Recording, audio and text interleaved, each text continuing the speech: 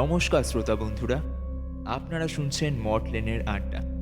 আমার সমস্ত শ্রোতা বন্ধুদের জানাই নতুন বছরের প্রীতি ও শুভেচ্ছা, বড়দের প্রণাম ও ছোটদের ভালোবাসা। আজ ঠাকুরমশাই যে গল্প আমাদের শোনাবেন তা ঘটে গেছে তার তান্ত্রিক জীবনের একদম শুরুর দিকে, যখন সবে মাতু পাগলি ও মধু সুন্দরী দেবীর সান্নিধ্য লাভ পেয়েছেন। তাহলে চলুন আর দেরি না করে চটপট শুনে ফেলি সেই ভয়ঙ্কর অভিজ্ঞতার কথা। আর আপনি যদি আমাদের চ্যানেলে নতুন হয়ে থাকেন তাহলে অবশ্যই চ্যানেলটি সাবস্ক্রাইব করে পাশে থাকা বেল আইকনটি প্রেস করে দিন ঠাকুরমশাইয়ের মুখ থেকে আরও নতুন ও ভয়ঙ্কর সব গল্প শোনার জন্য।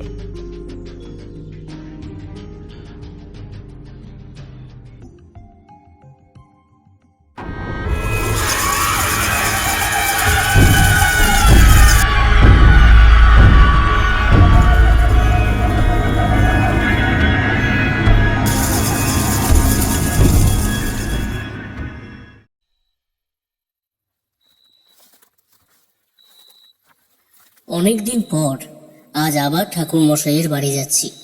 পথে যেতে যেতে ভাবলাম কিশোরীর মেস বাড়িটা একবার ঘুরে আসি। দুজনে একসঙ্গে ঠাকুর মশাইয়ের আসরে পৌঁছলে আলাদাই মজা। আমি যখন কিশোরীর দরজায় টোকা দিলাম তখন বিকেল গড়িয়ে প্রায় সন্ধে নেমে এসেছে। আমাকে দেখে মেসের কেয়ারটেকার বলল, কিশোরী মেস বাড়িতে নেই, বিশেষ কারণে সে দ্রুত ঠাকুর মশাইয়ের বাড়ি চলে গেছে। আমি অবাক হয়ে বললাম, বিশেষ কারণ? আমাকে খবর দিল না কেন? কেয়ারটেকার একটু ইতস্তত করে বললেন, সে আমাকে বলে গেছে যদি বিপদে আসে তুমি বুঝিয়ে বলবে যে খুব জরুরি দরকার ছিল, তাই সে তোমাকে না নিয়ে নিজে থেকেই চলে গেছে। এটাও বলেছে যে তুমি এলে যেন সময় নষ্ট না করে সঙ্গে সঙ্গে ঠাকুর মশাইয়ের বাড়ি চলে যাও। আমি ভ্রু কুঁচকে ভাবলাম, এত জরুরি কি হতে পারে? নিশ্চয়ই কোনো নতুন বা ভয়ঙ্কর খবর পেয়েছে। আর দেরি করা উচিত নয়। আমি আর এক মুহূর্ত দাঁড়ালাম না, সোজা মর্টলেনে ঠাকুর মশাইয়ের বাড়ির দিকে পা বাড়ালাম। যখন পৌঁছলাম তখন ঠাকুর মশাইয়ের ঘরে টিম টিম করে হ্যারিকেনের আলো জ্বলছে। আমি ভেতরে ঢুকতেই দেখি কিশোরীর চোখে মুখে এক অদ্ভুত উত্তেজনা আর ভয় মেশানো ভাব। আমি বললাম, তোমার কি হয়েছে কিশোরী? এত তাড়াহুড়ো করে চলে এলে যে? কিশোরী চাপা স্বরে বলল, আজ সকালে আমাদের এক আত্মীয়ের পুরনো একটা সম্পত্তি নিয়ে ঠাকুর মশাইয়ের সঙ্গে কথা বলতে এসেছিলাম। এইবার কিশোরীর সময় নষ্ট না করে খানিকটা জল খেয়ে বলতে শুরু করলো, ঠাকুর মশাই, এই ঘটনাটা আসলে আমার এক আত্মীয়ের বাড়িতে ঘটেছে। ওরা কলকাতার পুরনো নর্থ স্ট্রিটে একটা পৈতৃক দোতলা বাড়ি কিনেছে। তো অনেক বছর ধরে ওই বাড়িটা বন্ধ ছিল, জানেন তো, জানলা দরজা সব ধুলোয় ঢাকা। সংস্কারের যখন সময় নকশা দেখা হচ্ছিল তখন দেখা যায় যে বাড়ির মূল অংশে একটা ছোট জায়গায় নকশা আছে ঠিকই, কিন্তু বাস্তবে সেখানে কোনো দরজা বা প্রবেশ পথ নেই। আমার আত্মীয়রা ভেবেছিল হয়তো পুরোনো সময়ে কেউ ইচ্ছে করে ঘরটা বন্ধ করে রেখেছিল, তাই দেওয়ালটা ভাঙার সিদ্ধান্ত নেয়। কিন্তু যতবার হাতুড়ি মারা হয় ততবারই যেন হাতুড়িটা একটা অদৃশ্য শক্তির সঙ্গে ধাক্কা খায়, কিন্তু একটা ইট খসে না। সবচেয়ে অদ্ভুত ব্যাপারটা হলো রাতের দিকে সেই বন্ধ অংশের ভেতর থেকে ফিস ফিস শব্দ আসে, যেন যেন কেউ একটানা চাপা গলায় তর্ক করছে। কেউ কেউ বলছে ও ঘরে কিছু আছে, হয়তো গুপ্তধন বা তার পাহারাদার কোনো অদৃশ্য শক্তি। এবার আমার প্রশ্ন হলো, গুপ্তধন হোক বা অলৌকিক কিছু, তারা জানতে চাইছিলেন এই কোঠরি ভাঙা উচিত হবে কিনা, আর যদি ভাঙতেই হয় তবে কিভাবে ভাঙলে ভেতরে রহস্য উন্মোচিত হবে এবং কোনো বিপদ হবে না। ঠাকুর মশাই বেশ কিছুক্ষণ ভেবে বললেন, কিশোরী, এই ধরনের বন্ধ কোঠরি সব সময় স্থাপত্যের ভুল নয়। অনেক সময় কিছু জায়গা ইচ্ছে করেই বন্ধ রাখা হয়, কারণ সেখানে সময়ের গর্ভে জমে থাকে অমোঘ শক্তি। তুমি বলেছিলে যতবার হাতুড়ি পড়েছে ততবার ঠক শব্দ হয়েছে, কিন্তু দেয়াল ভাঙেনি। সেটাই ইঙ্গিত ওখানে কোনো বস্তু নয়, রয়েছে সংরক্ষিত চেতনা। ঠাকুরমশাই এবার পাইপ নামিয়ে রেখে বললেন, ওখানে কোনো গুপ্তধন নেই, ওটা এক সংরক্ষিত তন্ত্রক্ষেত্র। হয়তো বহু বছর আগে কোনো তান্ত্রিক সেই ঘরে কোনো ব্রহ্মকটি যজ্ঞ করেছিল, যার চেতনা আজও স্থির হয়ে আছে। ভাঙা মানে সেই শক্তির স্থিতি নষ্ট করা। কিশোরী বিস্মিত হয়ে জিজ্ঞেস করলো, তাহলে ঠাকুরমশাই কি করা যায় বলুন তো? ঠাকুরমশাই ধীরে হাসলেন। ভাঙা যাবে না, সেটাই প্রথম নিয়ম। কিন্তু ও শক্তিকে প্রশমিত করা যায় উপাচার যজ্ঞে। এই কাজের জন্য তোমার আত্মীয়ের বাড়িতেই একখানা হোম যজ্ঞ দিতে হবে। যজ্ঞে শুধু নৃসিংহ কবচ, অষ্টশতী স্তোত্র আর গায়ত্রী যজ্ঞ হবে। মন্ত্র আমি লিখে দিচ্ছি। এই বলে ঠাকুরমশাই মন্ত্র লিখে দিলেন।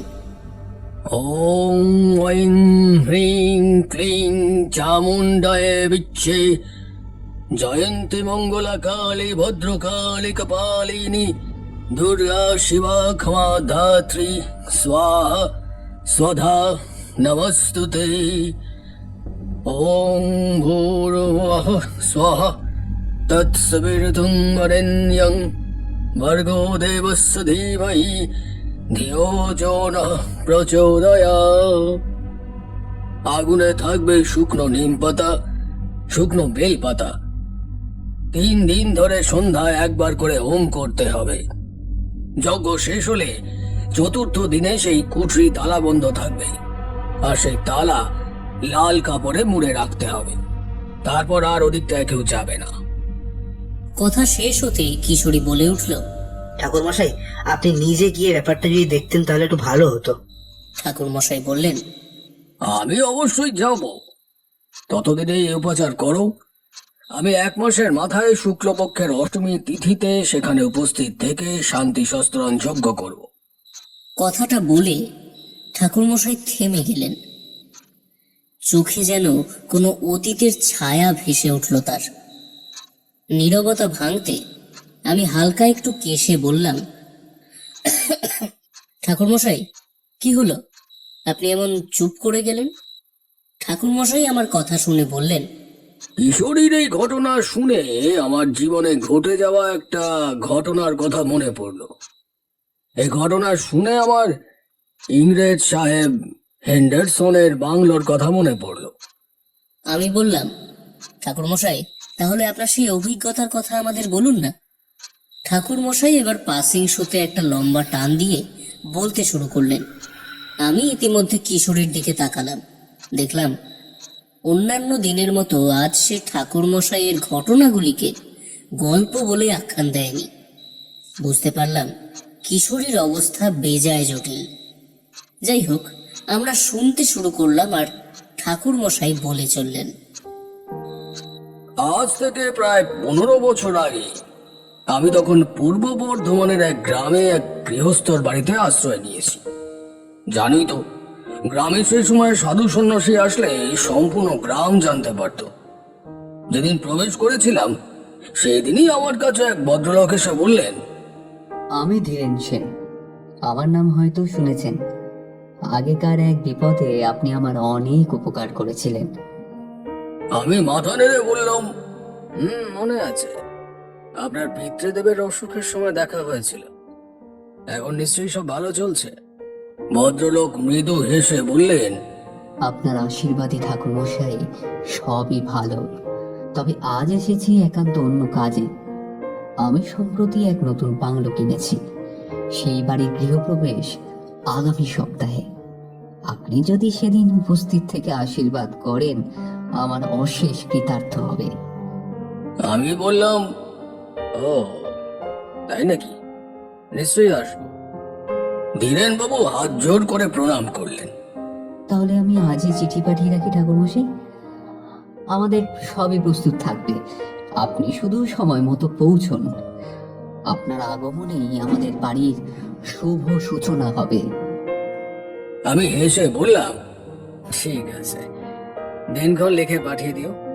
ভদ্রলোক কৃতজ্ঞতার দৃষ্টিতে তাকিয়ে চলে গেলেন। আমি আবার পিড়িতে বসে তামাক ধরালাম।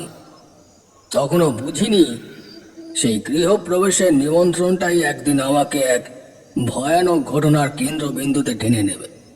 ধীরেন সেন যদিও আধুনিক মানুষ, কিন্তু তিনি যখন সস্তায় বাংলোটি কেনেন তখনই স্থানীয়দের কাছে এর খারাপ ইতিহাস শুনেছিলেন। গ্রামের মানুষ তাকে বারবার বোঝাতে এসেছিল যে এই বাংলো অভিশাপগ্রস্ত, এখানে অশুভ শক্তি আছে। একজন আধুনিক মানুষ হিসেবে তিনি প্রথমে এসব হেসে উড়িয়ে দিলেও পরে একটু ভয় পেয়েছিলেন। রিসোর্টের কাজ শুরু হওয়ার পর থেকেই নাকি ধীরেন সেনের লোকজনের মধ্যে অস্বাভাবিক অসুস্থতা, যন্ত্রপাতি চুরি হয়ে যাওয়া এবং রাতের বেলায় অদ্ভুত আওয়াজের অভিযোগ আসতে শুরু করেছিল। তিনি ভাবলেন হয়তো এসব কুসংস্কার। আমি ধীরেন সেনের নিমন্ত্রণে গৃহপ্রবেশের দিন সন্ধ্যায় বর্ধমানের সেই বাংলোয় পৌঁছলাম। তিনি আমাকে যথাযথ সম্মান দিলেন, কিন্তু তার চোখে মুখে ছিল চাপা উঠবে। ধীরেন সেন আমাকে বললেন, ঠাকুরমশাই, আমি এসব অতৃপ্ত আত্মা বা ভূতে বিশ্বাস করি না, কিন্তু এখানকার পরিবেশটা সত্যিই অস্বাভাবিক। আপনি দেখুন তো, কিছু একটা যজ্ঞ করে এই পরিবেশটাকে কি শান্ত করা যায়? আমার রিসর্টের কাজ শেষ, আর কোনো বাধা চাই না। আমি হেসে বললাম, শান্তি সস্তান তো হবেই, কিন্তু তার আগে দেখতে হবে এই অশান্তির মূল কোথায়। গৃহপ্রবেশের দিন সেই এলাকার লোকজনদের নিমন্ত্রণ করলেও বেশিরভাগ আসেনি। তবুও তাদের মধ্যে যতজন এসেছিলেন তার মধ্যে এক বৃদ্ধ ভদ্রলোক বললেন, আমার নাম হরিপদ বাড়ুজ্জে। এই বাংলোর ইতিহাস সহজ নয়। আমি একসময় এই বাংলোর কেয়ারটেকার ছিলাম। ভারতীয়দের ওপর অত্যাচার কম হয়নি বাবু, আমার ওপরও অকথ্য অত্যাচার চলতো। এই বলে সে তার হাত সামনে মেলে ধরল। দেখলাম তার হাতে জ্বলন্ত কোনো ধাতুর ছাপ। এই দেখে আমাদের শরীর শিউরে উঠল। বৃদ্ধ ভদ্রলোক বলে চললেন, এটা একসময় ইংরেজ হেল্ডারসন বাংলো ছিল, আর তার সহকারীদের মধ্যে একজন বিশ্বস্ত সহকারী ছিল যার নাম হেনরি ব্ল্যাকউড। হেল্ডারসনের পরিবার ও সহকারীরা এখানে দীর্ঘকাল ছিল। তাদের বিশেষ বিনোদন ছিল ভারতীয়দের উপর অত্যাচার। এমন প্রাচীন ইমারতে ইটে ইটে ইতিহাস লেখা থাকে, যা সহজে মুছে ফেলা যায় না। বাংলোর ভেতরে তখন উৎসবের আলো জ্বলছে। আধুনিক সজ্জার মধ্যেও আমার চোখ আটকে গেল দোতলার পশ্চিম দিকে সেই তালাবন্ধ ঘরটির দিকে। সেই ঘরটি ছিল বাকি বাংলোর তুলনায় অস্বাভাবিক শীতল, যেন ঘরের ভিতরে অন্য এক ঋতু বিরাজ করছে। সব ঘর আলোকিত, কিন্তু এই ঘরটি এমন তালাবন্ধ কেন, কিছু জানেন আপনি? ধীরেন সেন কিছুটা অস্বস্তি নিয়ে বললেন, ওটা হয়তো পুরনো স্টোর রুম হবে ঠাকুরমশাই। ভাঙাচোরা জিনিস থাকতে পারে, তাই হয়তো বন্ধ আছে। পরে সংস্কার করে নেবো আমরা। কথা শেষ হতেই হরিপদ বললেন, ধীরেন বাবু, আপনি যতই স্টোর রুম বলে মনে সাহস রাখার চেষ্টা করুন, সবকিছু বিজ্ঞান আর আধুনিকতায় মোড়ানো যায় না। ওই ঘরই হলো হেল্ডারসন আর তার সহকারী ব্ল্যাকউডের দ্বারা ভারতীয়দের উপর অত্যাচারিত ঘর। শুনবেন সেই অত্যাচার কেমন? তবে শুনুন। হেল্ডারসন তার শিকারদের প্রথমে সেই ছোট তালাবন্ধ ঘরে দিনের পর দিন আটকে রাখত। এটি ছিল তার ব্যক্তিগত কালকুঠুরি। সে শুধু শারীরিক নির্যাতন করত না, মানসিকভাবে বিপর্যস্ত করত। সে জানতো মানুষের চরম অপমান এবং বাঁচার আশা হারিয়ে ফেলার চিৎকার শুনতে সে ভালোবাসত।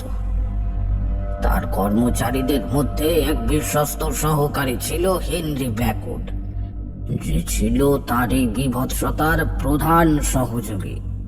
দিনের পর দিন সেই ঘরের পাথরের দেয়ালে জমেছিল অসহায় ভারতীয়দের আতঙ্ক, তাদের চোখের জল আর নীরব জিজ্ঞাসা, তাদের অপরাধ কি ছিল।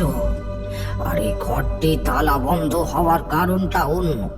এই বাংলোর অভিশাপ যখন খুব বেড়ে গিয়েছিল, আজ থেকে অনেক বছর আগে, তখন এখানকার এক জমিদার মশাই একজন দক্ষ তান্ত্রিককে এনেছিলেন। সেই তান্ত্রিক মশাই 7 দিন ধরে অনেক উপাচার এবং সাধনা করেছিলেন এই ঘরে। তিনি বলেছিলেন এই শক্তিকে তিনি শান্ত করে দেবেন, কিন্তু 7 দিন পর তিনি ব্যর্থ হন। তিনি সেই ঘরটিকে তালাবন্ধ করে দিয়েছিলেন এবং গ্রামবাসীকে সাবধান করে বলেছিলেন, এই তালা খুললে চরম বিপদ নেমে আসবে, কারণ এই শক্তি মানুষের বাঁধন মানে না। তবে আরো ভয়ানক খবর হলো, সেই তান্ত্রিক মশাই এই বাংলো থেকে ফেরার রাতে রহস্যজনকভাবে মারা যান। তার সেই অসম্পূর্ণ ক্রিয়ার ফলেই অভিশাপ আরো জোরালো হয়েছে, আর সেই ভয়ঙ্কর আত্মারা চিরকালের জন্য এই তালাতে বাঁধা পড়ে গেছে। আমরা বিশ্বাস করি ওই তালা ভাঙা মানে আবার সেই পুরনো বিভীষিকাকে ডেকে আনা। অত্যাচারের এই নির্মম বর্ণনা আর তালাবন্ধ থাকার কারণ শোনার পর ধীরেন সেনের মুখ ফ্যাকাশে হয়ে গেল, কারণ সেই বাড়িটি রিসর্ট বানানোর স্বপ্ন দেখছিল। ধীরেন সেন এবার ধীরে ধীরে বললেন, আমি ভাবিনি এতটা বিভৎস।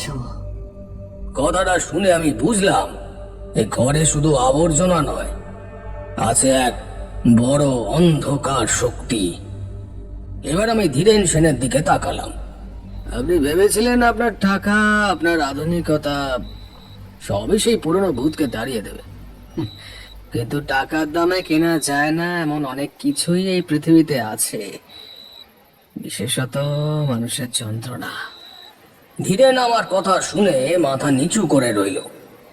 দিনের বেলা পূজার আচার অনুষ্ঠান সেরে রাতে ভোজের আয়োজন হয়েছিল। সেই রাতের নীরবতা আর আলো ঝলকানির মধ্যেই বাংলোর ভিতরে এক অলৌকিক পরিবর্তন শুরু হতে থাকলো। সবাই যখন রাতের ভোজে ব্যস্ত, ঠিক তখনই প্রথম অলৌকিক ঘটনাটি ঘটল। হঠাৎ বিশাল ড্রয়িং রুমের মাঝখানে রাখা বিশালাকার ঝাল লণ্ঠনটা বিকট শব্দ করে কেঁপে উঠল। যদিও বাইরে কোনো ঝড় বাতাস ছিল না, অতিথিরা ভয়ে চিৎকার করে উঠলেন। ধীরেন সেন কোনো মতে পরিস্থিতি সামাল দিতে চাইলেন। বললেন, আরে কিছুই না, পুরনো বাড়ি তো, হয়তো বিদ্যুতের গোলমাল। কিন্তু আমি জানতাম এটা বিদ্যুতের গোলমাল নয়। ঠিক সেই মুহূর্তে এক অশুভ শক্তির উপস্থিতি অনুভব করলাম, যা ইচ্ছে করেই রিসর্টের আনন্দকে বিঘ্নিত করতে চাইছে। খাবার পরিবেশনের সময় ধীরেন সেনের একজন প্রধান কর্মচারী যখন দোতলা সিঁড়ি দিয়ে নামছিল, তখন সে হঠাৎ হোঁচট খেল। তার হাত থেকে মূল্যবান কাঁচের থালা বাসন ভেঙে পড়ল। কর্মচারীটি নিজেই অবাক হয়ে বলল, আমি জানি না কি হলো, মনে হলো কেউ যেন পা জোরে ধাক্কা মারলো। কেউ ধাক্কা দেয়নি, এটা ছিল সেই ঘরের ভেতরের আত্মার প্রথম প্রকাশ, যা চায় না এই বাংলায় কোনো উৎসব হোক। আমি জানতাম এই বাংলোর ইতিহাস রক্ত দিয়ে লেখা, কিন্তু তখন আমি হেন্ডারসন কে বা তার অত্যাচারের চরম রূপ জানতাম না। আমি শুধু জানতাম এই বাংলোর ইতিহাস রক্ত দিয়েই লেখা। শুধু সেই রাতে যখন সবাই ঘুমিয়ে পড়ল, তখন আমি সেই পশ্চিমের বন্ধ ঘরের দিকেই মনোযোগ দিলাম। রাত 1টায় বাংলোর নীরবতা ভেঙে সেই দোতলার পশ্চিমের ঘরটি থেকে শুনতে পেলাম এক চাপা গোঙানির শব্দ। ঠিক তখনই ধীরেন সেনের স্ত্রী, যিনি পাশের ঘরেই শুয়েছিলেন, হঠাৎ তীব্র চিৎকার করে উঠলেন। সবাই ছুটে গিয়ে দেখল সেই পশ্চিমের দরজার দিকে তাকিয়ে তিনি ভয়ে জ্ঞান হারিয়েছেন, তার চোখ দুটো ছানা মরা। আমি ধীরেন সেনকে বললাম, আপনার স্ত্রী ইতিহাস দেখেছেন, তিনি অনুভব করেছেন এই বাংলোর দেওয়ালে জমে থাকা এক ইংরেজ অফিসারের আত্মার অভিশাপ, এই প্রেত, যা এখনো এই বাংলো ছেড়ে যেতে পারেনি। যদিও আমি তখনও তার আসল পরিচয় বা তার অত্যাচারের চরম রূপ জানতাম না, কিন্তু আমি বুঝলাম এই সত্য উন্মোচন করতে হবে। ধীরেন সেনের সব যুক্তি ভেঙে পড়ল। তিনি আমার পায়ে লুটিয়ে পড়লেন। কি করব ঠাকুর মশাই, আপনি বাঁচান। আমি আপনাকে নিমন্ত্রণ করেছিলাম শান্তি সস্তায়নের জন্য, কিন্তু এখন দেখছি এটা তার চেয়েও গুরুতর। কিশোরী এবার আর নিজেকে ধরে রাখতে পারল না। তার চোখে মুখে একটা তীব্র কৌতূহল। সে ঠাকুরমশাইকে জিজ্ঞেস করলো, ঠাকুরমশাই, আপনি যে বললেন উনি বাংলোটার খারাপ ইতিহাস শুনেছিলেন, তারপরেও কি করে উনি ওই বাংলো কিনলেন? রিসর্ট করার জন্য এত জায়গা থাকতে এমন কেন একটা অভিশাপপ্রাপ্ত জায়গায় বেছে দিলেন তিনি? ঠাকুরমশাই হাসলেন। সেই হাসি রহস্যময়। খুব ভালো প্রশ্ন করেছো কিশোরী। এই প্রশ্নটা আমিও করেছিলাম ধীরেন বাবু। আমি তাকে জিজ্ঞেস করলাম, আপনি একজন বুদ্ধিমান ব্যক্তি, এত লোক আপনাকে সাবধান করলো, এরপরও কেন আপনি এই অভিশাপের বোঝা নিজের কাঁধে নিলেন? ধীরেন সেনের উত্তরটা ছিল বড়ই সরল। তিনি মাথা নিচু করে বললেন, ঠাকুরমশাই, এটাই তো লোভ। এই বাংলোর ইতিহাস যত খারাপ ছিল, এর দাম তত কম ছিল। প্রায় 200 বিঘে জমি আর এমন বিশাল বাংলো। আমি বাজার দরের প্রায় 10 ভাগের 1 ভাগে দাম পেয়েছি। আমি মনে করেছিলাম এসব ভূত প্রেত হলো নিছকই কুসংস্কার। আমার টাকা, আমার বিজ্ঞান, আমার আধুনিকতা এসবই পুরনো ভূতকে তাড়িয়ে দেবে। আমি ভাবিনি যে কুসংস্কার বলেও যদি কিছু থেকে থাকে, তবে তার এত শক্তিশালী হতে পারে। আমি বুঝলাম লোভই তাকে টেনে এনেছিল এই অভিশাপের মধ্যে। তিনি ভেবেছিলেন সামান্য অর্থ খরচ করে ভূত তাড়িয়ে দিলেই বিপুল লাভ করবেন, কিন্তু মহাকালের পরিণতি এভাবে পরিবর্তন করা যায় না। টাকার দামে কেনা যায় না এমন অনেক কিছুই এই পৃথিবীতে আছে। আমি বললাম, এই অতৃপ্ত আত্মার বন্ধন ছিন্ন করার জন্য আমাদের বিশেষ সাধনা করতে হবে। আপনি আমাকে ডেকেছেন শান্তি সস্তানের জন্য, আমি সেই শান্তি দেব, কিন্তু তার সাথে মৃত সংযোগ ভেদন সাধনাও করতে হবে। তবেই সম্পূর্ণ বিপদমুক্ত হবে এই বাংলো। আমাকে জানতে হবে কি এমন নির্মম বন্ধন যা এই স্থানটিকে এভাবে ধরে রেখেছে। ধীরে ধীরে আরো জানতে পারলাম হরিপদর থেকে। হেন্ডারসন ছিল এক চরম ক্ষমতা পাগল ইংরেজ। তার কাছে টাকাই ছিল সবকিছু। সে ছিল এক নির্মম ইতিহাসের অংশ। হেন্ডারসনের ইতিহাস ধীরে ধীরে সামনে এলো। হেন্ডারসন ছিল এক মানসিক বিকারগ্রস্ত মানুষ। সে শুধু পয়সার বিনিময়ই নয়, গ্রামের কোনো ব্যক্তিগত কার্য সিদ্ধিতেও মানুষকে ব্যবহার করত। স্থানীয় জমিদার বা বিত্তশালীরা যদি ইংরেজ সাহেবের কাছে কোনো উপকার পেতে চাইতো, তবে তাদের সেই উপকার পেতে হেন্ডারসনকে সন্তুষ্ট করতে হতো। আর হেন্ডারসনকে সন্তুষ্ট করার উপায় ছিল কোনো ভারতীয়কে তার হাতে তুলে দেওয়া। এই হতভাগ্য ভারতীয়দের ওপর চলত অকথ্য অত্যাচার, আর সেই অত্যাচারের ক্ষেত্র ছিল সেই দোতলার পশ্চিম দিকের বন্ধ ঘরটি, যা ছিল হেন্ডারসনের ব্যক্তিগত কাল কুঠুরি।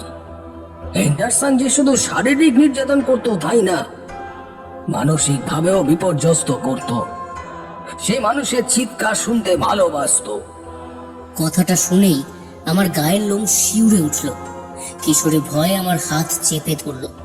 ঠাকুরমশাই এত অবধি বলে একটু জল খেয়ে আবার পাসিং শু ধরিয়ে বলতে শুরু করলেন, কিন্তু সবচেয়ে বিভৎস ছিল হেন্ডারসনের দেওয়া চরম শাস্তি। সেই শাস্তি ছিল তার ব্যক্তিগত আমোদ। তার বাংলোর ঠিক পিছনেই নাকি একটি উঁচু খাঁচা ছিল। সেখানে সে একটি রয়্যাল বেঙ্গল টাইগার পুষে রেখেছিল। যে কর্মচারী বা স্থানীয় মানুষ তার কথা শুনতো না, বা যাকে সে কোনো কারণে মেরে ফেলতে চাইতো, তাকে প্রথমেই সে গোপন কুঠুরিতে চরম অত্যাচার করা হতো। আর তারপর চরম অপমান আর বিভৎসতার সঙ্গে সে মৃত বা অর্ধমৃত দেহটা দেওয়া হতো তার পোষা বাঘকে খেতে।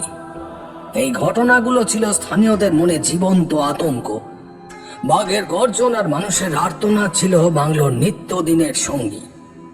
সেই কারণেই এই বাংলোর অভিশাপ এত তীব্র।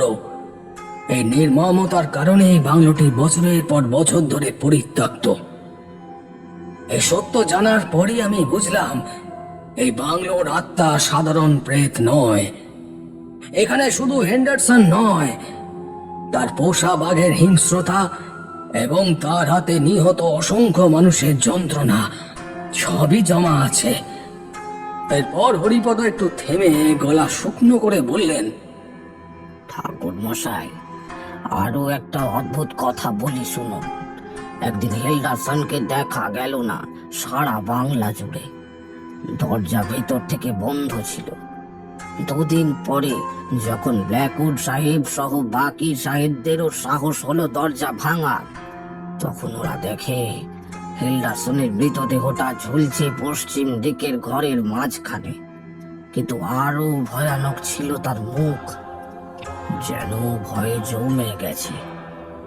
চোখ দুটো কোটর থেকে বেরিয়ে এসেছে, মুখ হা করা, গলায় দাগ আছে দড়ির, অথচ সেই দড়ি কোথাও দেখা যায়নি। কেউ জানে না কিভাবে সে মরল। পিস্তল ছিল টেবিলে, গ্লাসে অর্ধেক মদ। আমার মনে আছে সেদিন থেকে সেই ঘরটা কেউ আর খোলেনি। রাত নামলে ভেতর থেকে চাপা গর্জন, আর কখনো যেন কোনো ফিসফিসানি হাসির মতো, আবার কান্নার মতো শোনা যেত। আমি কিছুক্ষণ চুপ করে রইলাম। তারপর শান্ত গলায় বললাম, অ্যান্ডারসনের মৃত্যু সাধারণ নয় হরিপদ বাবু। সে নিজের মৃত্যুকে আহ্বান করেছিল। এমন মানুষদের আমি চিনি যারা মৃত্যুকে ভয় পায় না, বরং নিজেদের পাপের ছায়া থেকে পালাতে গিয়ে নিজের জীবন শেষ করে। বহু বছরের রক্ত, যন্ত্রণার অভিশাপ তার চেতনায় জমে এক অদৃশ্য শিকল বেঁধেছিল। একসময় সে নিজেই সেই শিকলে ঝুলে পড়েছে। আত্মহত্যাই যদি হয় তাও মুক্তি নয়, সে তার কর্মফলের দেওয়ালের মধ্যে বন্দী হয়ে গেছে। সে কারণেই তার আত্মা আজও মুক্তি পায়নি। অ্যান্ডারসনের মৃত্যুর পরের দিন সকালে বাংলোর পিছনে সেই খাঁচার ভেতর বাঘটাকে মৃত অবস্থায় পাওয়া যায়।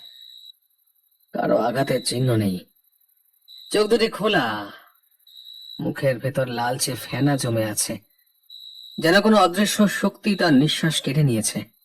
এরপর আমি ধীরেন সেনকে বললাম, আপনার বাংলোর ইতিহাস শুধু রক্ত নয়, মানুষের চরম অপমান আর হিংস্রতার দ্বারা লেখা। এই আত্মাদের মুক্তি দিতে হলে শুধু মন্ত্র নয়, প্রয়োজন এক কঠিন ত্যাগের। আমার 7 দিন সময় লাগবে, আপনি প্রস্তুত হন। সাধনার উপকরণ সংগ্রহ করতে প্রায় 1 সপ্তাহ সময় লাগলো। আমি সেই বাংলোতেই রইলাম। দিনের বেলায় ধীরেন সেনের কর্মচারীরা ভয়ে ভয়ে থাকতো। তারা কেউ আর দোতলার দিকে যেত না। রাতের বেলায় চাপা ঘুঙানি এবং মাঝে মাঝে বাঘের মৃদু গর্জন শোনা যেত। সেই গর্জন ছিল হেন্ডারসনের প্রেতাত্মার শক্তি এবং তার পোষা বাঘের আত্মার এক অশুভ মিশ্রণ।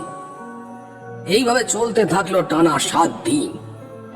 এই 7 দিন আমি কাউকে এই ঘরে আসতে বারণ করেছিলাম। 6ষ্ঠ দিনে ধীরেন সেন এই ঘরে এলেন। দেখলাম ধীরেন সেন পুরোপুরি ভেঙে পড়েছেন। আমাকে কিছু আহারের কথা বললে আমি না করে দিই, কারণ আমার থেকে শক্তি নিয়েই সেই আত্মা আরো বেশি শক্তিশালী হবে।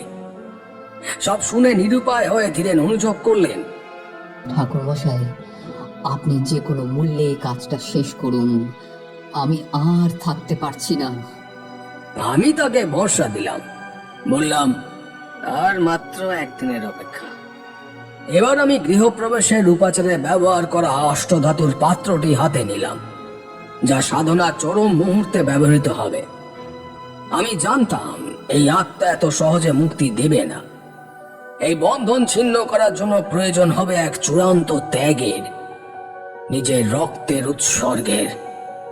আমি ধীরেন সেনকে সেই স্থান থেকে চলে যেতে বললাম। শুরু হলো সাধনার প্রাথমিক প্রস্তুতি। কঠোর উপবাস এবং রুদ্রাক্ষের মালায় নিরবচ্ছিন্ন জপ শুরু করলাম। নিজেকে প্রস্তুত করতে লাগলাম শক্তিশালী ক্ষিপ্ত এক আত্মার সাথে লড়াই করার জন্য। এই অপেক্ষার দিনগুলোতে প্রতি রাত্রেই অশুভ সংকেত আরো জোরালো হলো। বন্ধ ঘর থেকে চাপা গোঙানি তখন তীক্ষ্ণ চিৎকারে পরিণত হতো। ধীরে ধীরে 7ম দিনের সেই অভিশাপময় রাত এসে উপস্থিত হলো। সপ্তম দিনে অষ্টধাতুর পাত্রের সঙ্গে রাখলাম পঞ্চপ্রদীপ আর মন্ত্রপ্লুত জল। আমি মাটিতে একটা মণ্ডল আঁকলাম, সে মণ্ডলের মাঝখানে বসলাম। আমি ভৈরব মন্ত্র পাঠ শুরু করলাম। এরপর ধীরে ধীরে সেই রাতে আমার চপের মধ্যে হঠাৎ দেখি আমার সামনে রাখা পঞ্চপ্রদীপের শিখাগুলো অস্বাভাবিকভাবে কাঁপছে। তখনই আমি অনুভব করলাম প্রেতাত্মা শুধু ভয় দেখাচ্ছে না, সে এবার আমার ওপরে সরাসরি আঘাত হানার চেষ্টা করছে। আমি চোখ বন্ধ করেই জপ করতে লাগলাম। মন্ত্র জপ করতে করতে হঠাৎ অনুভব করলাম কেউ যেন আমার পিঠের ওপরে প্রচন্ড চাপ সৃষ্টি করছে। মনে হলো সেই ঘরের ভিতরে থাকা সমস্ত হিংস্রতা যেন আমার উপরে চেপে বসেছে। আমি বুঝলাম প্রেতাত্মা সরাসরি আমার শরীরে প্রবেশ করে সাধনা ভঙ্গ করতে চাইছে। কিন্তু আমি হাতে রুদ্রাক্ষ মালা নিয়ে জপের মন্ত্র শক্তিতে অবিচল রইলাম। কিছুক্ষণ সেই ভয়ানক চাপ সহ্য করার পর আমি উগ্রতারার এক রুদ্র মন্ত্র উচ্চারণ করলাম। মন্ত্র উচ্চারণের পর ঘর তখন গভীর অন্ধকারের চাদরে আবিষ্ট হতে শুরু করলো, যেন কোনো অজানা ভয় ঘিরে ধরছে তার হাড় হিম করা শীতল স্পর্শ দিয়ে। চারপাশে দগ্ধ পচা মাংসের এক বিকট গন্ধ পেতে শুরু করলাম, আর তার সাথে অজস্র মানুষের তীব্র অত্যাচারের হাহাকার, আর সঙ্গে নির্মম হাসি আর বাঘের গর্জন। উফ, কি ভয়ানক, কি কষ্টের সেই শব্দ! শ্রুতি গোচরে আসলেই যেন হৃৎপিণ্ড ঠান্ডা হয়ে যায়। তখন আমি নিজেকে কোনো মতে সামলে পঞ্চপ্রদীপ জ্বাললাম আর পাশে অষ্টধাতুর পাত্র রাখলাম। এই অষ্টধাতুর পাত্রে মন্ত্রপ্লুত জল আর চন্দনের রেখা মিশে আছে। তারপর ধীরে ধীরে মাটিতে অঙ্গুলির ডগায় চন্দন, তেল আর সিঁদুর দিয়ে আঁকলাম এক মণ্ডল। সেই মণ্ডলটা হলো একটা চক্রের ভিতর আরেকটা চক্র। তার চার কোণে অগ্নি, বায়ু, জল ও পৃথিবীর প্রতীক। মাঝখানে ছোট্ট এক বিন্দু, যাকে বলে ব্রহ্মবিন্দু, যেখানে আত্মা ও মৃত্যুর পথ মিলিত হয়।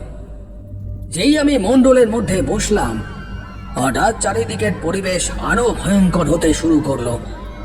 বাঘের গর্জন, অত্যাচারিত মানুষের আর্তনাদ, হেন্ডারসন আর ব্ল্যাকউড সাহেবের নির্মম হাসি, সব যেন আরো ভয়ঙ্কর হতে শুরু করলো। আর ঠিক তখনই মনে হলো যেন অদৃশ্য কেউ নিঃশ্বাস ফেলছে আমার কানে।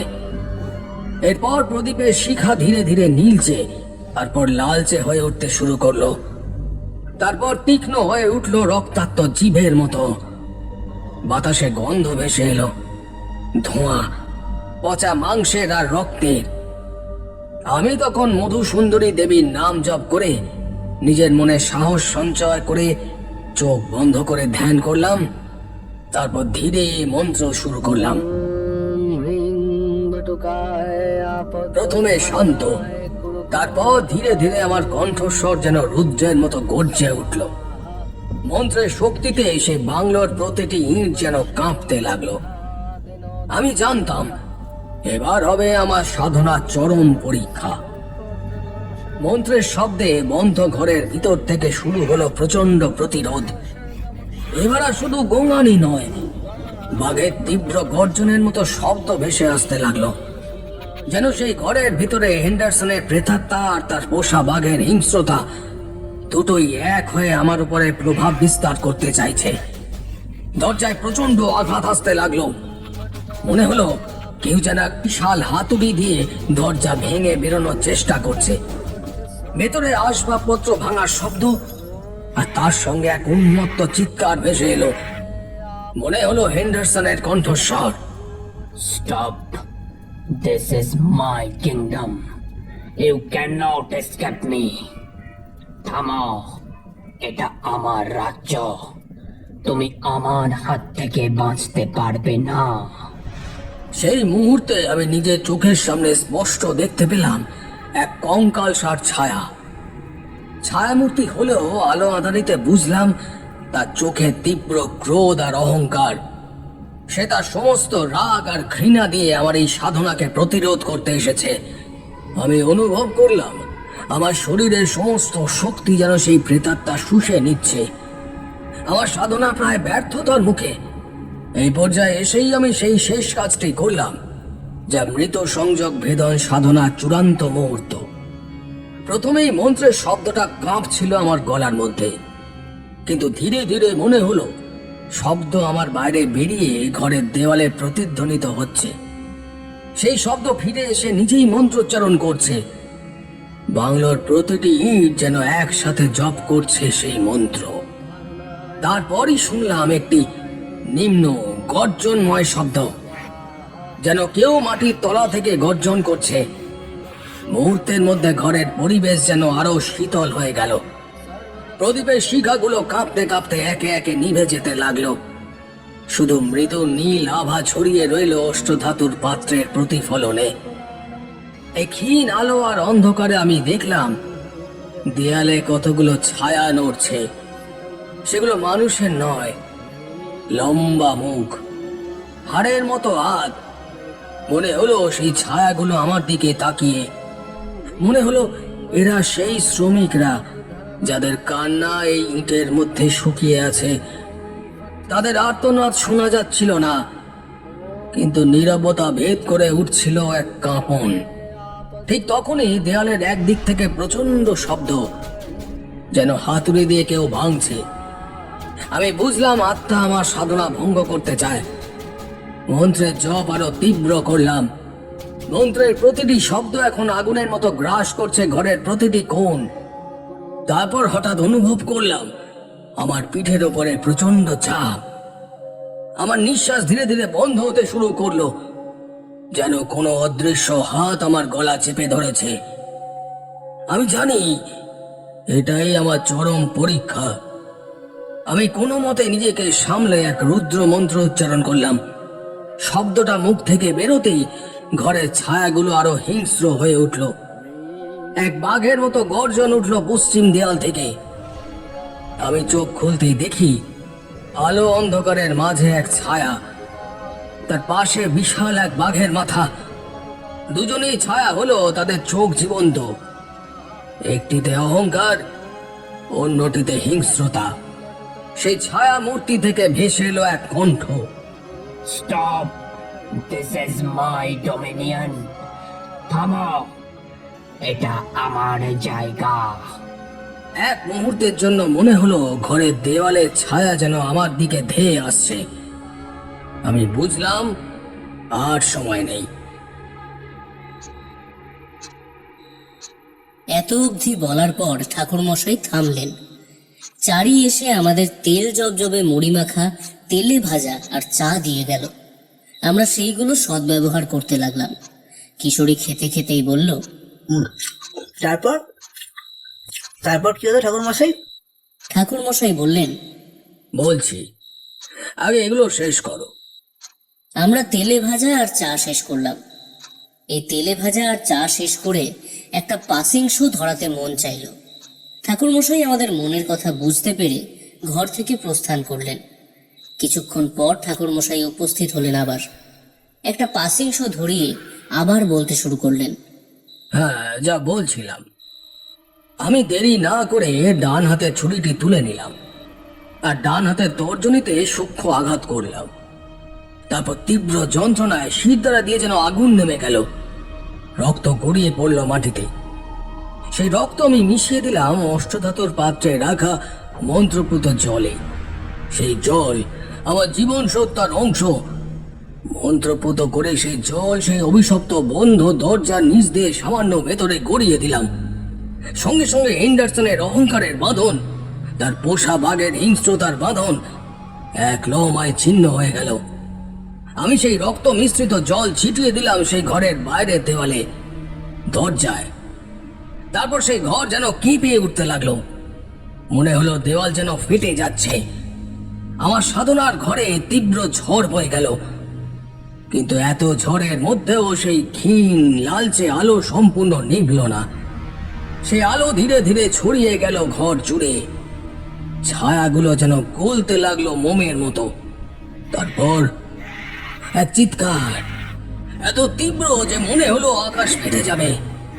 হেন্ডারসনের মুখ বিকৃত হয়ে গেল, চোখে সেই অহংকার নিভে গেল। বাঘের গর্জন থেমে গিয়ে এসে হাওয়ার মতো গলে গেল হেন্ডারসনের ছায়ার ভিতর। তারপর দুজনেই মিশে গেল আলোয়। সেই আলো এক ঝলকেই বাংলোর ছাদ ভেদ করে আকাশে উঠল। সাদা ও রক্তের মিশ্র দীপ্তি, যেন এক মর্মান্তিক মুক্তি। নিচে পড়ে রইলাম আমি, অচেতন, কিন্তু চারপাশে সম্পূর্ণ নীরবতা। বাতাসে শুধু গন্ধচন্দন, গঙ্গা জল আর রক্তের এক অদ্ভুত পবিত্র মিশ্রণ। প্রদীপগুলো আবার জ্বলে উঠল, কারোর হাত ছাড়াই। আমি জানতাম সাধনা সফল হয়েছে, কিন্তু সঙ্গে সঙ্গে এটাও বুঝলাম আমার ভেতরের অনেক কিছু আজ নিঃশেষ হয়ে গেল। শরীরে ক্লান্তি, মনে এক গভীর শূন্যতা। সেই শূন্যতাই হলো মৃত সংযোগ ভেদনের সত্য মুহূর্ত, যেখানে সাধকও মৃত্যুর অর্ধেক পথ পেরিয়ে আসে।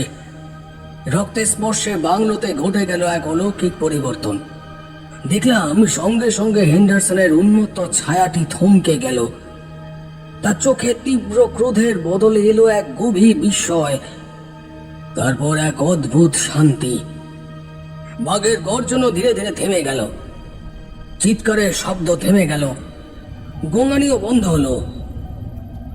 তারপর যা ঘটলো তা ছিল মুক্তির মহিমা। বন্ধ ঘর থেকে বেরিয়ে এলো এক তীব্র সাদা আলো। সেই আলোয় বাংলোর সমস্ত অন্ধকার, সমস্ত ভয় যেন এক লহমায় মুছে গেল।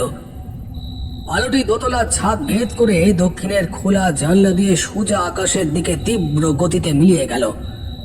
হেন্ডারসন, তার বাঘ আর তার হাতে নিহত সমস্ত আত্মার অভিশাপ, সব যেন সেই আলোর সঙ্গে মুক্তি পেল। সবকিছু শান্ত হয়ে গেল। আমি ক্লান্ত হয়ে মাটিতে লুটিয়ে পড়লাম। বাংলো নেমে এলো এক চরম শান্তি। ভোর হতেই ধীরেন সেন এবং তার স্ত্রী ছুটে এলেন। আমি তখনও সেখানে স্থির হয়ে বসে আছি। আমার চোখ তখন বন্ধ, আমার শরীর শক্তিহীন, কিন্তু চেতনা এক অপার শান্তি। ধীরেন সেন কৃতজ্ঞতায় আমার পায়ে প্রায় লুটিয়ে পড়লেন। আমি বাধা দিয়ে বললাম, এই না না না না, আমাকে প্রণাম না, ঈশ্বর তোমাকে রক্ষা করেছেন।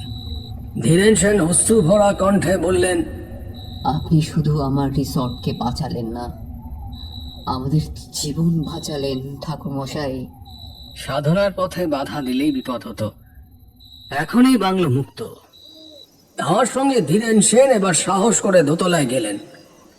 আমরা দেখলাম পশ্চিমের ঘরটার দরজায় তালা ঝুলছে বটে, কিন্তু দরজাটির সামান্য ফাঁক করা। তালা না ভেঙেও দরজাটি সামান্য খোলা।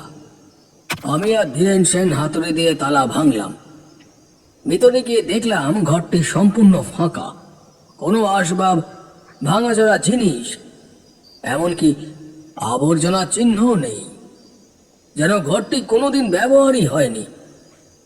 শুধু মেঝেতে সেই রক্তের একটি ছোট শুকনো দাগ দেখা গেল, যা আমি উৎসর্গ করেছিলাম। সেই সময় ঘরের ভেতরের বাতাস একদম স্বাভাবিক, সেখানে শীতলতা বা ভয়ের লেশমাত্র নেই। সেই দিন থেকে বাংলোতে আর কোনো অস্বাভাবিক শব্দ বা ঘটনা শোনা গেল না। ধীরেন সেনের রিসর্ট তৈরির কাজ দ্রুত গতিতে শুরু হলো। বাংলোর নাম পাল্টে তিনি দিলেন শুক্লাঙ্গিনী রিসর্ট, আলোর প্রতীক হিসেবে। ধীরেন সেন আমাকে অনেক ধনসম্পদ দিতে চাইলেন। আমি হেসে বললাম, আপনি আমাকে কোনো প্রতিদান দিতে চাইলে শুধু একটা কাজ করুন, আপনার এই রিসর্টে যেন কোনোদিন কোনো মানুষের ওপর সামান্যতম অবিচার না হয়, এই বাংলো যেন আর কোনো অত্যাচারের ক্ষেত্র না হয়, এটাই আমার একমাত্র দক্ষিণা। ধীরেন সেন কথা দিলেন। আমি সেখানে আর থাকলাম না। আমার সাধনা শেষ, কাজ সম্পন্ন। শরীরে ক্লান্তি নিয়ে আমি আবার পথে বেরিয়ে পড়লাম তন্ত্রের জ্ঞান অন্বেষণে।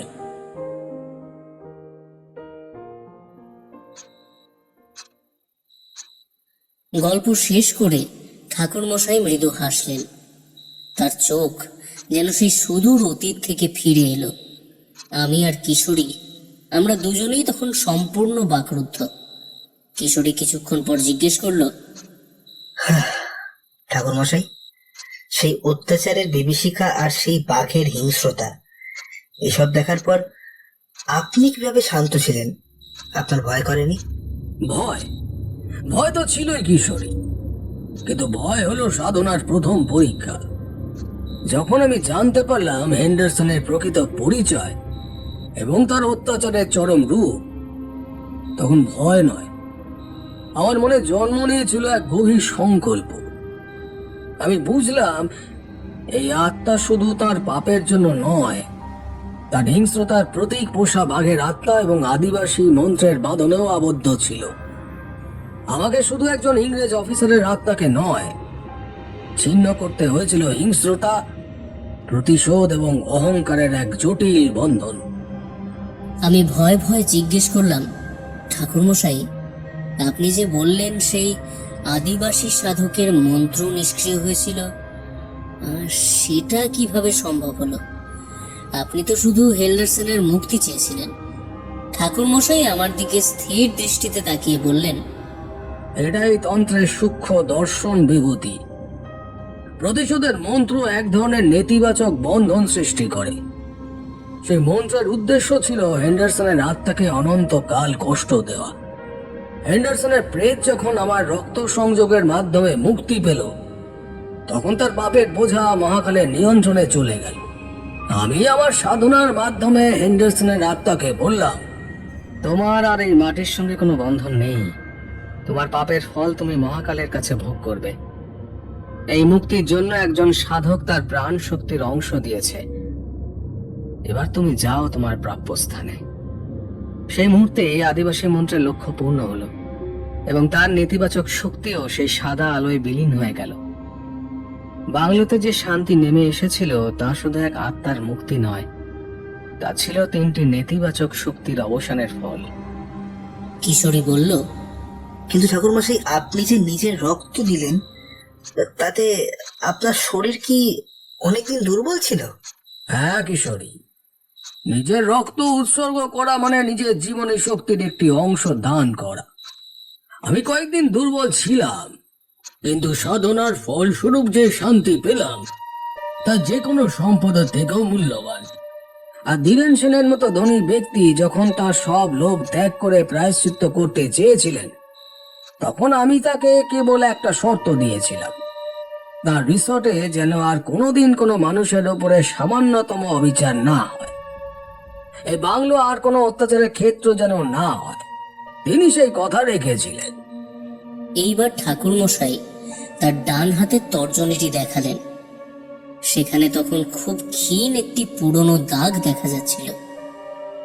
আমার হাতের এই ক্ষত শুধু একটা দাগ নয় বিভূতি, এটি আমাকে মনে করিয়ে দেয় সর্বোচ্চ ত্যাগের মাধ্যমেই কেবল সর্বোচ্চ সিদ্ধি লাভ সম্ভব। সেই রাতে আমি জেনেছিলাম পৃথিবীর কোনো শক্তি ঘৃণার উপর টিকে থাকতে পারে না। মুক্তি একমাত্র সত্য। ঠাকুরমশাই উঠে দাঁড়ালেন। ঘরের ভেতরকার আবছা আলোয় তার মুখ শান্ত এবং উজ্জ্বল দেখাচ্ছিল। রাত হতে শুরু করলো। বিভূতি, কিশোরী, আজ তবে তোমরা এসো। আমরা দুজনেই উঠে পড়লাম। মন তখন এক গভীর শান্তিতে ভরে আছে। আমরা ধীরে ধীরে ঠাকুরমশাইয়ের ঘর থেকে বেরিয়ে আসলাম। বাইরের আকাশ তখন শান্ত, আর আমাদের মনে সেই ভয়াল অভিজ্ঞতা যেন চিরকালের জন্য জায়গা করে নিয়েছে। মটলেন ধরে হেঁটে চলেছি আমরা। পথে যেতে যেতে আর কোনো কথা বলিনি। মনে অদ্ভুত অনুভূতি। ঠাকুরমশাইয়ের এই অভিজ্ঞতা আমাদের শিখিয়ে দিল মানুষের লোভ আর ক্ষমতা কিভাবে এক স্থানকে যুগ যুগ ধরে অভিশাপ দিয়ে রাখে। সেই অভিশাপ দূর করতে তখন প্রয়োজন হয় এক সাধকের চূড়ান্ত ত্যাগ। আমরা দুজনে সেই জঙ্গলের বাংলোর কথা, অত্যাচারী ইংরেজ হেন্ডারসন সাহেবের কথা, বাঘের হিংস্রতার কথা এবং ঠাকুরমশাইয়ের নীরব ত্যাগের কথা ভাবতে ভাবতে হেঁটে চললাম।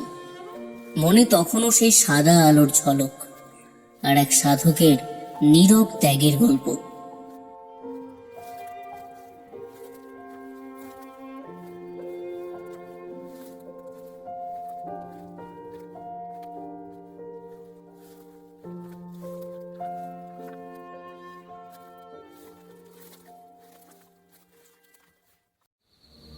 স্টেশনের ওয়েটিং রুমের ভেতরে বাইরে কোথাও অন্য লোক ছিল না। বেহারাটাকেও ডেকে ডেকে পাওয়া গেল না। অগত্যা চায়ের আশায় জলাঞ্জলি দিয়ে আমরা কয় বন্ধুতে বেশ করে রাগ টেনে নিয়ে ইজি চেয়ারে শুয়ে পড়লাম। মাঘের শেষ যদিও, শীত কিন্তু বাংলাদেশের পৌষ মাসের চেয়েও বেশি। রমেন বললে, ওহে, তোমরা যা বোঝো করো, আমি কিন্তু চা নইলে রাত কাটাতে পারবো না। বসো, তোমরা একটা ব্যবস্থা দেখি। দোর খোলার সঙ্গে সঙ্গে এক ঝলক ভীষণ শীতল পশ্চিমে বাতাস তীরের মতো ঘরে ঢুকতেই আমরা হাঁ হাঁ করে উঠলাম। রমেন ততক্ষণে চলে গিয়েছে। খোলা দরজাটা বন্ধ করে দিতে গিয়ে দেখি বাইরে বেজায় কুয়াশা। পৃথ্বীশ আমাদের দলের দার্শনিক। এতক্ষণ সে রাগ দিয়ে আপাদ মস্তক আবৃত করে শুয়েছিল। হঠাৎ মুখ তুলে গম্ভীরভাবে বললে, দেখো, আমার কিন্তু একটা একটা আনক্যানি সেন্সেশন হচ্ছে। কেন বলো তো? আমি বললাম, কিভাবে রানকানি? ভূতটুত? সে রাগ তুলে ফেলে ইজি চেয়ারে উঠে বসল। চারিধারে চেয়ে দেখে বলল, তা ঠিক জানি নে, কিন্তু কেমন যেন একটা। সলিল বললে, বিচিত্র নয়, আমি একটা ব্যাপার জানি। এই রকম একটা স্টেশনের ওয়েটিং রুমে রাত 10টার পরে লোক থাকতে পারতো না। শুধু তাই নয়, একবার অনেক রাত্রের ট্রেনে এক ভদ্রলোক নেমেই রাত্রের মতো স্টেশনের ওয়েটিং রুমেই ছিলেন। সকালেও তিনি ওঠেন না দেখে সকলে তুলতে গিয়ে দেখলে তিনি অচৈতন্য অবস্থায় মুখ উপুর করে পড়ে আছেন। তারপর অনেক যত্নে তার জ্ঞান আনা হয়। তিনি সকলের কাছে বলেন, শেষ রাত্রির দিকে এক সাহেব এসে তাকে ওঠায়। পরে হঠাৎ তিনি পকেট থেকে একটা খুরবার করে নিজের গলায় বসে এমন জোরে টানতে থাকেন যে কাঁচা চামড়া কাটার অস্বস্তিকর খ্যাচ খ্যাচ আওয়াজে তার সারা শরীর শিউরে ওঠে। তিনি চিৎকার করে লোক ডাকতে যেতেই দেখেন কেউ কোথাও নেই, সাহেবের চিহ্নও নেই ঘরে। তারপর কি হলো তিনি জানেন না। সেই স্টেশনের ওয়েটিং রুমের বাথরুমটার মধ্যে এক ছোকরা সাহেব ইঞ্জিনিয়ার কি জন্য একবার ঠিক ওইভাবে গলায় খুর বসিয়ে আত্মহত্যা করেছিল। তারপর থেকেই এই ব্যাপার। আমরা সকলে আমাদের বাথরুমটার দিকে চেয়ে দেখলাম। লুপ লাইনের নির্জন পাহাড়ে, জঙ্গলের ধারে, লাইনের ওপারে কেবল স্টেশন মাস্টারের কোয়ার্টারটা এবং লেভেল ক্রসিংয়ের ফটকে দারোয়ানের গুমটি। ওয়েটিং রুমের বাইরে স্টেশনের হাতার পরেই একটা ছোট্ট পান সিগারেটের ও চায়ের দোকান। দিন মানে এমনকি সন্ধ্যার পর পর্যন্তও দেখেছিলাম। তারপর থেকেই আর দোকানের পাত্তা নেই। দোকান বন্ধ করে চলে গিয়েছে। গল্প ভালো করে জমতে না জমতে হঠাৎ দোরটা খুলে গেল। একটা কুলির হাতে কাঁসার থালার ওপর গোটা আষ্টেক পেয়ালা ভর্তি চা নিয়ে ঢুকলো রমেন। ঢুকেই বললে, দেখছো, where there is a will there is a way. বলেছিলাম না চায়ের ব্যবস্থা করবই। স্টেশন মাস্টারের সঙ্গে আলাপ হয়ে গেল। তার বাড়িও আমাদের জেলায়। তিনি বললেন, বিলক্ষণ, আপনারা ভদ্রলোকের ছেলে, বাঙালি, চা খাবেন, এ তো পরম সৌভাগ্য। ছাড়লেন না কিছুতেই, নিজের বাসা থেকে তৈরি করে পাঠিয়ে দিলেন। রমেনের কথা শেষ হতে না হতে দৌড় ঠেলে এক ভদ্রলোক ঢুকলেন। রমেন প্রায় খেলার পুতুলের মতো লাফিয়ে উঠে বললে, এই যে মিত্তির মশাই, এই আসুন আসুন। পরে আমাদের দিকে চেয়ে বললে, ইনি এখানকার স্টেশন মাস্টার হরিদাসবাবু। আসুন, বসুন। ততক্ষণে হরিদাসবাবুর টেবিলের পাশে হাতল শূন্য বেতের কেদারাটাতে আমাদের সকলের উদ্দেশ্যে অভিবাদনের জন্য হাত উঁচু করে গরুরের মতো বসে আছেন। মিতির মশাইয়ের বয়স 45-এর কম নয়। দোহারা গরম, কানের পাশে চুলগুলোতে বেশ পাক ধরেছে, গোমতারি কামানো। পশ্চিমের আটা জলে বেশ স্বাস্থ্যবান শরীর। আমি জিজ্ঞাসা করলাম, আপনি এখানে কতদিন আছেন মিত্তির মশাই? আগে এই আসছে ফেব্রুয়ারিতে 1.5 বছর হবে। বড় কষ্ট মশাই, মাছ তো একেবারে মেলে না। বাঙালির মুখ মোটে দেখতে পাওয়া যায় না। তাই আপনারা আজ এসেছেন শুনে না বড়ই আনন্দ হলো। উনি চায়ের কথা যেমন তুললেন, আমি বললাম তা আর কি, আমার বাসা যখন নিকটেই রয়েছে তখন আর কি। তা আপনারা কত দূর যাবেন সব? আমরা সাইকেলে দিল্লি যাব বলে বেরিয়েছি। ওপার থেকে আসছি কি না, এইখানে নদী পার হয়ে ভাগলপুরের পথ ধরে গিয়ে গ্র্যান্ড ট্যাঙ্ক রোডে উঠবো ইচ্ছে আছে। ভাগলপুরের গাড়িটা ঠিক এখানে কটায় পাওয়া যাবে কাল সকালে? তারপর অনেক কথাবার্তা ও আমাদের ভ্রমণ সম্বন্ধে অনেক কৌতূহলপূর্ণ প্রশ্নের উত্তর এবং কথিত ট্রেন ঘটিত নানা আবশ্যকীয় সংবাদের আদান প্রদানের পর কথাবার্তার বেগ মন্দীভূত হয়ে পড়ল। কারোরই ঘুম পাচ্ছিল না। বিশেষ করে গরম চা খাবার পরেই আলস্য ও তন্দ্রার ভাবটা কেটে গিয়ে সকলের শরীর যেন বেশ তাজা হয়ে উঠেছিল। নির্বাণোন্মুখ কথাবার্তার শিখাটাকে পুনরায় খোঁচা দিয়ে প্রদীপ্ত করার জন্যেই আমি হঠাৎ বলে উঠলাম, হ্যাঁ মশাই, আপনাদের এই ওয়েটিং রুমের বাথরুমে ভূতরূপ নেই তো? এই প্রশ্নের পরেই সলিলে সেই অজ্ঞাত স্টেশনটির বাথরুম ও ছোকরা ইঞ্জিনিয়ার সাহেবের গল্প পুনরায় ফিরে এলো। পুনরায় আমাদের একচোট হাসি হলো এবং কেউ কেউ এমন ভাবের ভান করলেন যে এ স্টেশনের বাথরুম সম্বন্ধেও তারা ভয়ের ধারণা পোষণ করেন। রমেন বললে, যত সব গাঁজা খুঁড়ি। হরিদাসবাবু অনেকক্ষণ কোনো কথা বলেননি। আমাদের উপহার দেওয়া সিগারেটের চতুর্থটির ছাই ঝাড়তে ঝাড়তে তিনি হাই তুলে খাড়া হয়ে বসলেন। বললেন, আপনারা হাসবেন হয়তো, কিন্তু আমার জীবনের একটা ব্যক্তিগত অভিজ্ঞতার কথা এখানে বলছি, শুনুন। পরে তিনি পঞ্চম সিগারেটটি ধরিয়ে নিজের অদ্ভুত গল্পটি বলে গেলেন।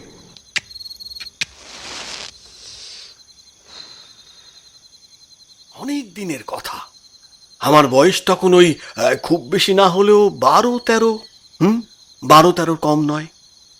আমার কাকা ফরেস্ট ডিপার্টমেন্টে কাজ করতেন এবং সে সময় তিনি ওই খুলনা মোরেলগঞ্জ আউটপোস্টে থাকতেন। একবার কি উপলক্ষে, না তা এখন ঠিক স্মরণ হয় না, আমি আমাদের ওই বাড়ির সকলের সঙ্গে কাকার কাছে বেড়াতে যাই। কাকা তখন ছিলেন খুলনার বাসাতে। সেখানেই অনেকদিন আমরা ছিলাম। বেশি দিন থাকবার কথাবার্তা হওয়াতে আমি সেখানকার একটা স্কুলেও ভর্তি হয়ে গেলাম। আমরা পুজোর পরটাতেই সেবার খুলনা যাই। কয়েক মাস পরবার পর গ্রীষ্মের ছুটি হলো প্রায় 1 মাসের ওপর। কাকাকে ধরলাম তার সঙ্গে তার ওই কার্যস্থান মোরেলগঞ্জে যাব। কাকা আমাকে নিয়েও গেলেন। সেই সময়টা মোমমধু সংগ্রহকারকদের লাইসেন্স নতুন করে করবার সময়। কেউ ফাঁকি দিয়ে পুরনো লাইসেন্সের বলে জঙ্গলে ওই মোমমধু সংগ্রহ করে কিনা পাহারা দেওয়ার জন্যে ফরেস্ট ডিপার্টমেন্টের বোট ও স্টিম লঞ্চ সব সময় সুন্দরবনের নদী, খাড়ি, ওই খালের মধ্যে ঘুরে ঘুরে পাহারা দিত। কতবার আমি কাকার সঙ্গে এই সরকারি বোটে সুন্দরবনের মধ্যে বেড়াতে গেছি। আমার মনে এই সুন্দরবনের একটা অপূর্ব স্বপ্ন ছবি মুদ্রিত আছে। তখন আমি ছেলে মানুষ, ওই সবে 13। শহর থেকে গেছি। সুন্দরবনের অপূর্ব বন্য সৌন্দর্য এই 1 মাসে প্রতিদিন আমার ক্ষুধার্ত ব্যগ্র বালক মনে কি আনন্দের বার্তা বয়ে আনতো তা আমি মুখে আপনাদের বোঝাতে পারি না।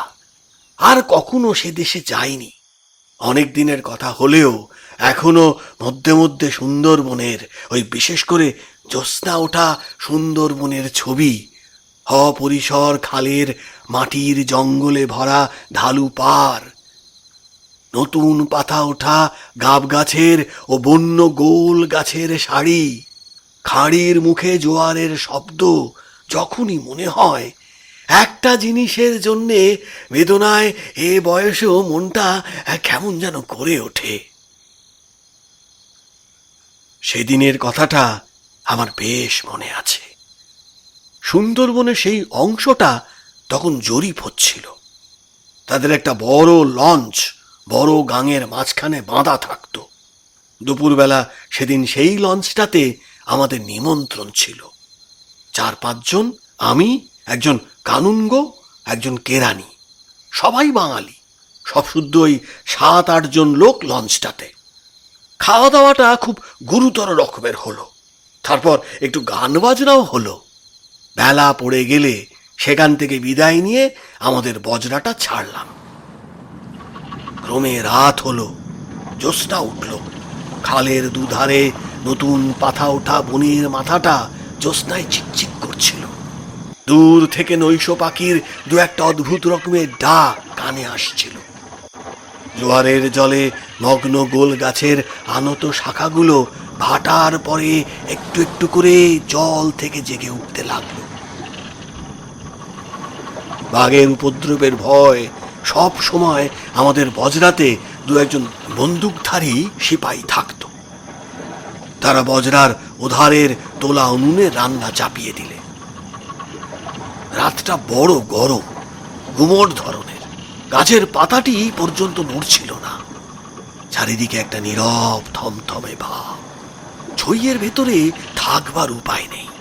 বজরার ছাদে তক্তার পাতাটনের ওপর এসব গ্রীষ্মের রাতে শুয়ে থাকতে খুব আরাম বটে, কিন্তু অপরিসর খালের দুধারের ঘন বন থেকে বাঘ লাফিয়ে পড়বার ভয়ে সেখানে থাকবার জো ছিল না।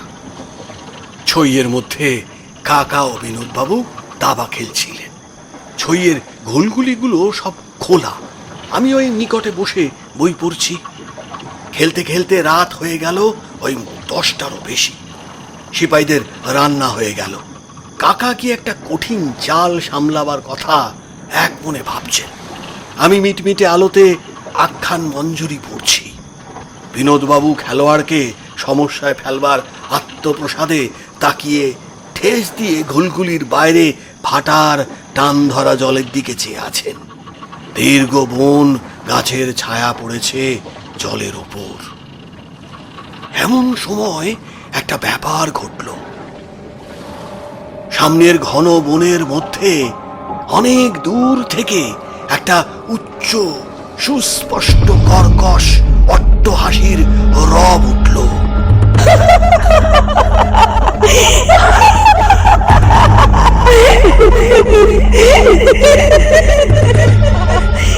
অবিকল মানুষের গলার আওয়াজের মতো হলেও মনে হলো যেন একটা অমানুষিক অস্বাভাবিক স্বর। আমরা কিছু ভাববার পূর্বেই সেই রকম আরেকবার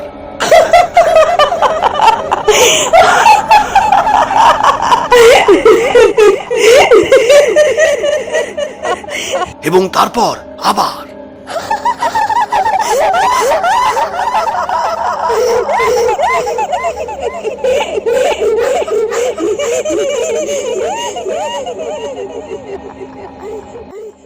হাসির শব্দটা এত উচ্চ ও তীক্ষ্ণ যে মনে হলো বনের গাছগুলো কেঁপে কেঁপে উঠছে, মাটি যেন কাঁপছে, বোটটা যেন দুলছে।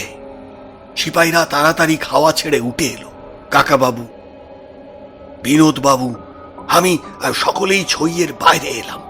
গাছপালা ছবির মতন দাঁড়িয়ে আছে, কোথাও হাওয়া নেই, পাতাটি পর্যন্ত নড়ে না।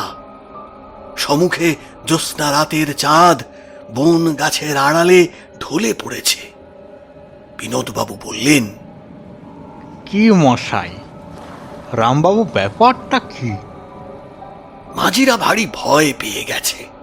তারা বজরার মাস্তুলের তলায় গোল হয়ে দাঁড়িয়ে এক দৃষ্টে বনের দিকে চেয়ে আছে।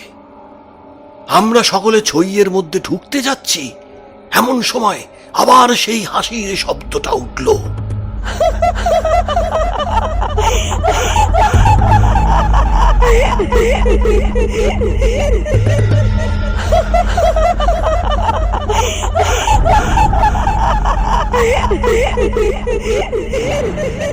শব্দটা এতটা ক্রূর ও মর্মস্পর্শী যে আমাদের সকলের গায়ে কাঁটা দিয়ে উঠল।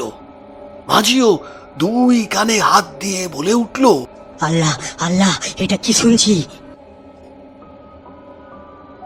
কাকা ও বিনোদবাবু ছইয়ের মধ্যে পরস্পরের মুখ চাওয়াচাওয়ি করলেন।